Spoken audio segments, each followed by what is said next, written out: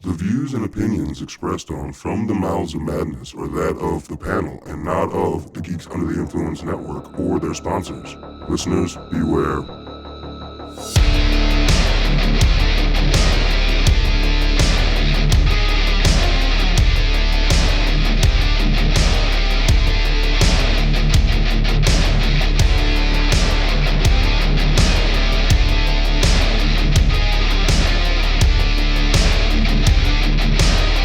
Like in the 70s, there was a shitload of insert animal and attack. And I mean, we had what, like the grizzly bear, like yeah, the grizzly. early, that was early. What? Who was in that? George Clooney. Oh, that's part two. That's part two. Yeah, that's part two. And he's barely in it. We had and alligator. It's him and Charlie Sheen. But you had alligator. Fuck, you had fucking piranha, spiders. The awesome Shatter movie.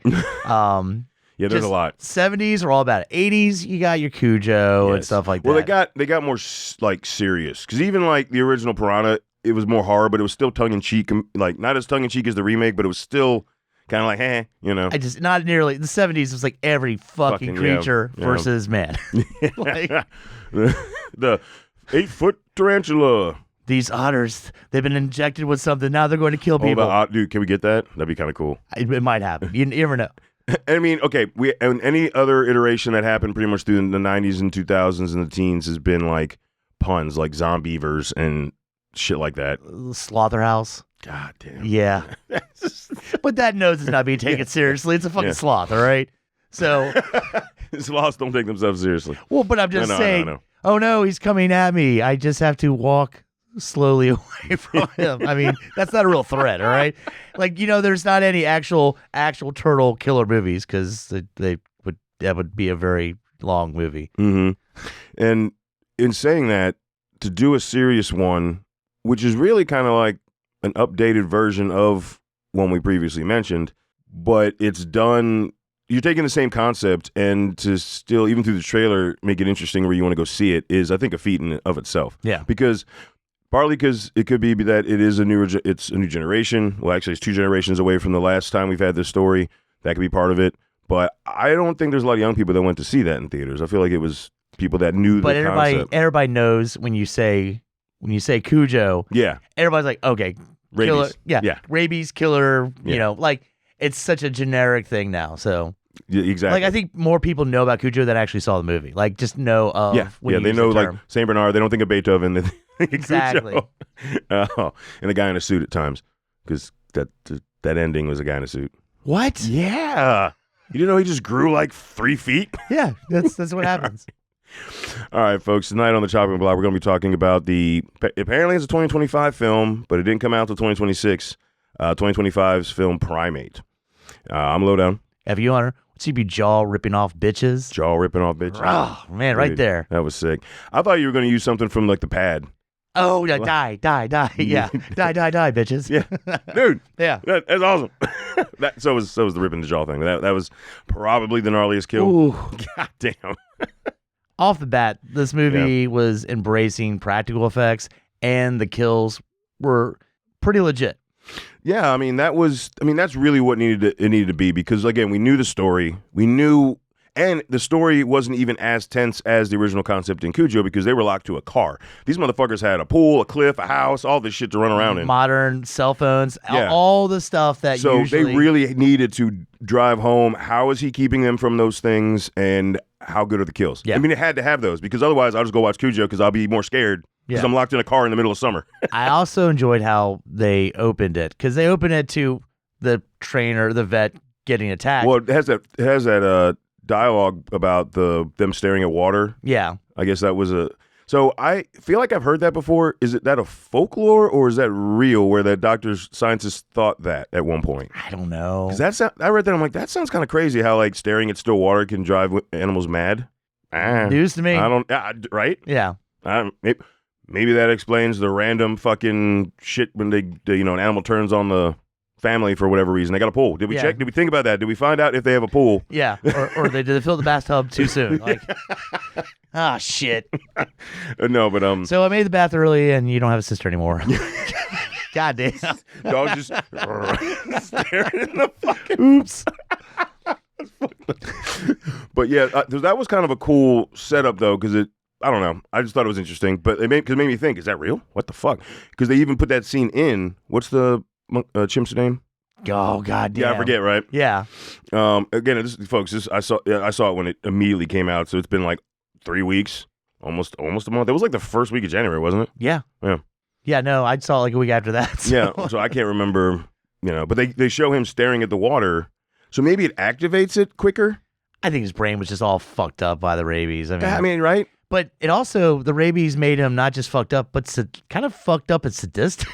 Yeah, he wasn't just like rageful. He was like fucking with them. He's fucking with them. He's like, oh, maybe I won't do anything. Fuck you. Like, there's moments where he's kind of an evil genius and a killer. You just made me think of something. They always talk about the comparison between, chimpanzees in that world and in the human aspect. We've evolved from monkeys, all that stuff. And we share similar characteristics as far as intelligence and so on. Do you think he was through using a chimpanzee showing like a human rabies story? Like, because Cujo just got rageful. Right. He's got more of that primal brain, right? Less evolved. So now that you're speaking, you're utilizing an animal that has cognitive thought, can learn, can multiply, can learn all these things. Like, is this how a human would be with rabies? I get it, the closest we right? get. You know what I'm saying? Because you made me think. You're right. He's being sadistic. That takes that next level of ability, right? To actually intentionally be not just angry but mean. I almost took it as like where you're feverish and it's almost like a human having dementia, like where you just are so out of place, like that he went back to prior instincts or older instincts than everything that he wasn't a pet anymore. He was back in the old days, and he didn't remember her. Everybody's an enemy. Yeah, he didn't remember her or anybody. And just all you have to do is make a loud sound, and that fucking triggers the shit out of him. He fucking hated the shit out of that TV. Yeah, he did. That TV turned on. He's like, "Fuck your TV." Oh, but he loved his tablet. Oh my God! This movie, it was unintentionally funny. Yes, it was. But there are times where he had the tablet and he would hit the keywords, and he just looks above them and just hits die. Die. It was amazing. Yeah. I was just like, he's just fucking with them. He's playing with his food, man. Die. And even that final scene where our main protagonist, the daughter, the daughter comes home from college and they live in Hawaii. Dad's some writer or something, like a musician, an artist, something. No, I think he's a writer. Writer, okay. Yeah. He's got to go away for like a book signing thing, so he's coming back. It was just for the first part of her break. I think it's spring break, maybe. Yeah. And so it's her, a couple of her friends, and the fucking chimp. What is his name? And you build up this already kind of pointless like drama where the guy that's friends with her, she has a thing for, and she brings her slutty friend, or her friend's friend that is slutty. Almost kind of B-level story we don't really care about, but it factors in some point, but it's not driving the movie. It's just like, here's some character stuff just before they all get fucking killed. Mm-hmm. Yeah. And the movie's not long, but it gives you just enough of the normal relationship between the family and the friends and the chimpanzee. Yeah. Like, you don't see him for a while, and then she goes in a room and starts like chilling, and all of a sudden he just pops up and you're like, oh, that's their vibe, right? And then like how they hang out together and stuff. So I'm glad they gave us just enough to where we're like, okay, we as the audience know when they do shots of him that they're not paying attention to him early on, that he's starting to tweak out a little bit. Like we see it as the audience, like, oh shit. And they treated him because did they say how long they have had him?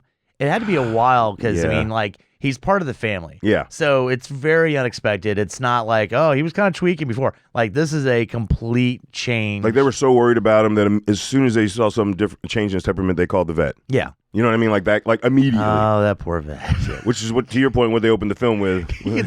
And that also tells me, all right, like, buckle in, because that motherfucker gets in there and gets his fucking face ripped the fuck off, and already you're like, all right, dude, that shot I'm ready. Was badass. Yeah, that's what I'm saying. That shot was start that in the first 5 minutes. It reminded me of something though, because it's just like, rip the flesh off, and it's just like, well, one of the guys fucked up an eyeball, and just what is that? It reminded me of the Night of the Living Dead when Barbara tries to go upstairs when she first enters the house. Oh yeah, and there's that partially eaten face. Yep. I'm like, okay, that immediately made me think of that. But what made me feel safe with that is you walk in, when you have that scene, some movies will go, get him pulled into the dark, and then that's it. This one goes, no, we'll show you. Because that's an easy, like, we're not going to show you anything yet. This one goes, no, fuck it. We got effects going on here. So I went and saw Groot's. We were wondering, is that the actor that played, was it Ted in Deadpool? Is that the character's name? Is it Ted? The tall, the friend, the uber white friend. Yeah, it is. Okay, that's what we thought. We were like, is that Ted? I can't remember his fucking name. Yeah, I can't remember the actor's name, but I was like, okay, that's fucking cool. Yeah. I don't know, just random. We're like, that's cool. Yeah, it was definitely random. And then the guy that plays the dad he's been in a couple different things. He's actually deaf. Yeah, I watched a couple interviews with him. He was really stoked for this film and this story. And then I like how they incorporate the signing and there's that makes so much sense though. That makes so much sense because that's how he talks. Take this one moment when he near the end of the movie when he comes back to the house and you've got it from his perspective and obviously he can't hear anything. So it's just dead So silent. he's walking away and you can see shit behind him. I was like, that's fucked up because his daughter's being attacked. Yeah, and so like there's nothing he can't. He has to just turn around. Yeah, that's all. We see we're from her perspective hearing the attack, and then it literally shifts to him walking in the door, and it goes dead ass silent. And you're like, oh man, like there's so much chaos going on you can't even hear. Yeah, you're right. That scene was so well done, and so it. There's several tricks that happen in this movie, and I'll say this: one of the things that thoroughly I was impressed with is the fucking score. Mm-hmm. Gave such a fucking tone for this movie. It's such an 80s cool synth wave. It's pulled out straight out of Carpenter. Not like copying Carpenter, no, but the same kind of feel with the synthesizers, but not going, I'm going to just change a few notes here and there. It's its own score, but it feels like an 80s kind of like what, was it Phil Simon? I forget his name. The guy that does the Terrifier. Music. Yeah. Where there's just specifically Terrifier 2 and 3 where it's not just the original scores. They add that little 80s cool wave, montage music or chase music. Yeah. Because that was one of the cool things is you hear the main score through Primate, but then when the action starts happening, there's a chase score, and that's where you get the like that. And that reminds me of Carpenter a lot because he's really big on that with the fast-paced scenes and all that shit. They did a really good job with that. And this was directed by the guy that did The Strangers 2. And he used a lot of... Pray at Night? Yeah. Okay, please. But he also used music and key scenes into that, not scores, but music. So it's kind of nice to see we actually turn around. We have to be specific now. Oh, God damn it. If I had said shitty-ass fucking Strangers Part 2, the shitty of the continuation or shit, then you wouldn't know what I was talking about. Sorry, you're right. Strangers, Pray at Night. I'm just being real. I don't want the listeners to get fucked up. See, here's how I don't have to make the mistake. Because Renee Harlin did all 3 movies. So his shit stains on Part 1, Part 2. You mean you're not excited 3. for Part 3 that's coming out in a week? No. I didn't see Part 2. I didn't either. Yeah. I gave so little fucks about By the way, one. you and me didn't see Part 2. Mm-hmm. That says how impressive Part 1 was. All right, let's get off of that. Yeah. All right. But so he used the same kind of music cues you were saying in Pray at Night. No, he used music in a pretty effective way. Oh, okay. Like actual music, and this one he used the actual score. But I'm just saying he has kind of a good way of like in Pray at Night, he has that total eclipse of the heart right during it works so well in that scene. Yeah. And with the exception of goddamn Old School, that total eclipse works in that scene too. So yeah. And the majority of the film and the kills, it's every kill is him fucking with that character. You remember the first big one we get outside of the vet is the over the cliff. Yeah. He tricked him. You know what I mean? He's well, that and the dude was a little cocky. He's like, I can push him off. He was, but it's still if that had been Cujo, he would. And then I love the one where you're not even paying attention because they're in the pool and you're like, okay, they're safe because and you don't think about it till arm comes down, grabs the fucking hair. I went, oh well, yeah, there's a fucking line. It's a gym. He can I forgot they could do that. So that actually got me. characters. That made me jump. That got me. That got me. Yeah, because it was great because we don't even think about, is there anything above the pool? Because he doesn't have to get into the water. He can still fuck with them. There you go. Now, That did that lead to a kill, or was that him just fucking with her? I can't remember. That led to half scalping. That's what it was. Yeah. Ripping. Oh, God. Yeah, because he got a good chunk of that hair. Yeah, I'm trying to go through and think of all the kills. We've got the over the cliff. We've got the draw pull from that dude was a douche nozzle. Oh, well, yeah, those are the two douches that, by the way, just randomly show up to the house, let themselves in. They both deserve to die. They did. Because there were douches at the airport. He goes into her fucking room. He's like, I don't know where you're at. I guess I'll wait on the bed for you. Look, that's some overconfidence. Yeah. To fucking just walk into a chick's house, walk into her fucking bedroom, lay on her fucking bed and be like, here we go. I'm here. I'm ready to fuck. Like, so yeah, that's where you get your jaw ripped off, is being a jerk off. Oh, I forgot the best friend got the neck break. Bash. Oh, yeah. And that bash in the head. Yeah. Remember, she fell down the stairs first, and then he just like, yeah, and lost his No, shit. you use something to smash her head in. Oh, yeah, because it's a stone staircase. Yeah. Right? They built the staircase into the little cliff, so that's goddamn. And I do like where you had the one douchebag for guy that gets killed with Yeah, the jaw. what happened to the other guy? The other one, you think he's got a chance because he grabs some kind of heavy object, and you see him run at him with it.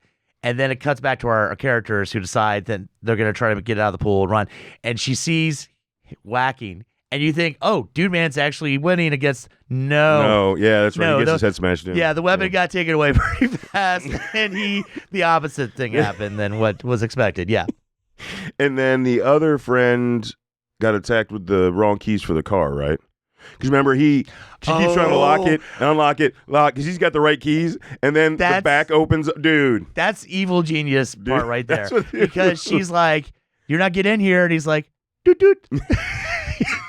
And I'm like, yes, yes, this is fucking awesome. The car she has, keys to the car, is the other car that he's now next to. So he has the keys to the car she's in, and she has no control. The fact that he lifts his hand and goes, boop, boop, it just, yeah, you're dead, bitch. Yeah, dude, that was so I know how keyless entry works. That's where I wish he had the tablet said, you fucked up. You fucked up. Yeah. Like, just something else to taunt before he killed the shit out of her. I didn't even think about, because only certain trim levels of certain vehicles have the tailgate release.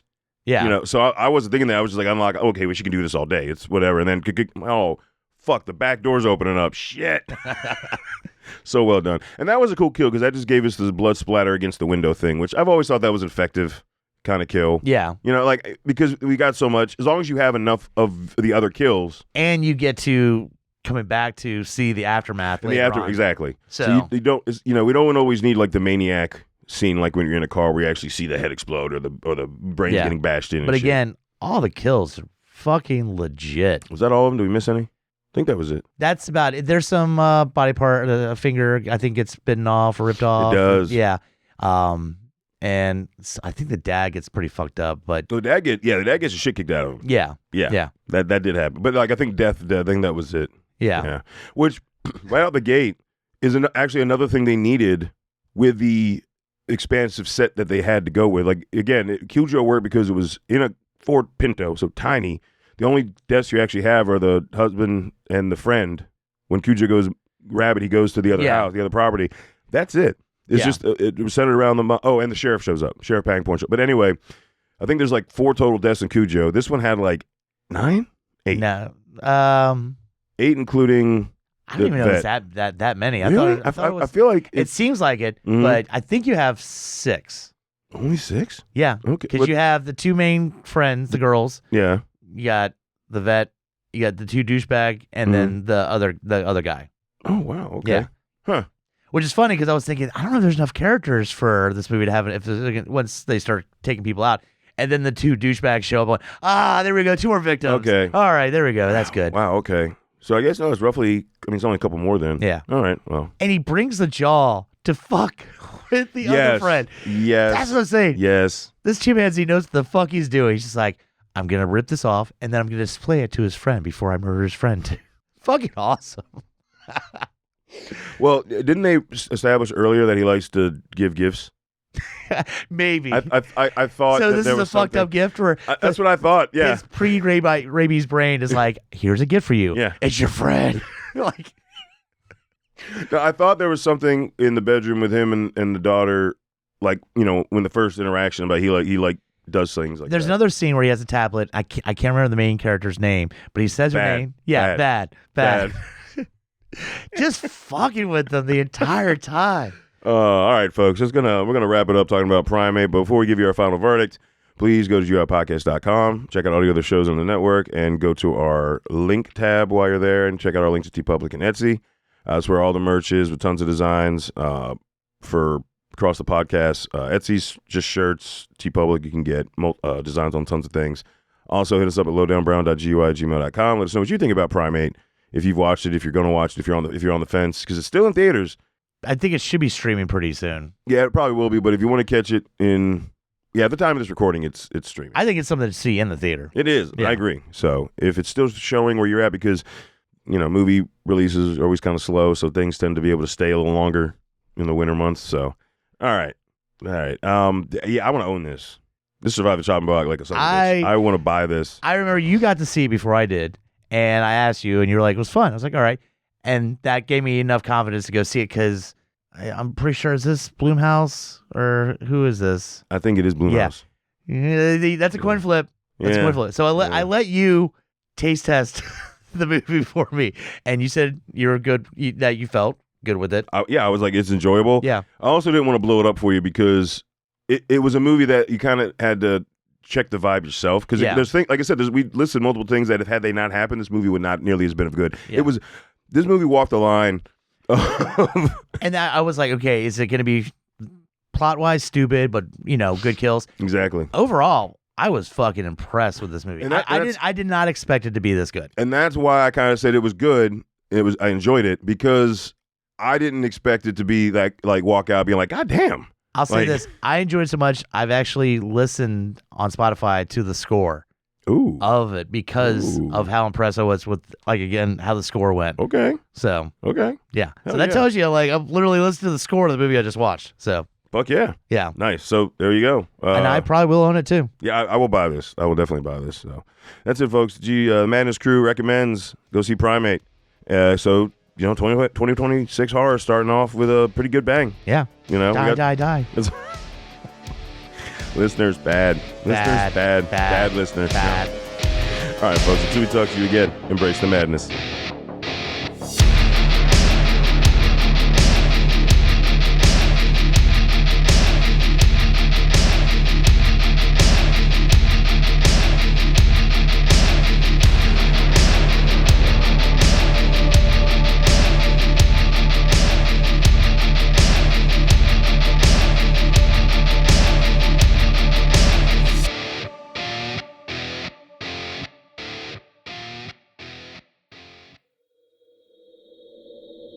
Join us at GUIPodcast.com.